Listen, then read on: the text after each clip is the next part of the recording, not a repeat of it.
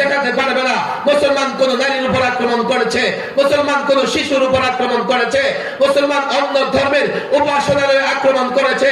এটা হচ্ছে ইসলামের জিহাদ।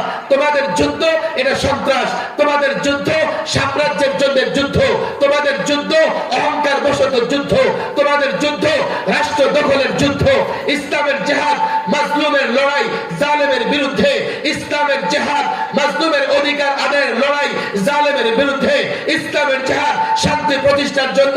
ইসলামের নামাজ সুন্দর, রোজা সুন্দর, যাকাত সুন্দর, লেনদেন সুন্দর, সব সুন্দর।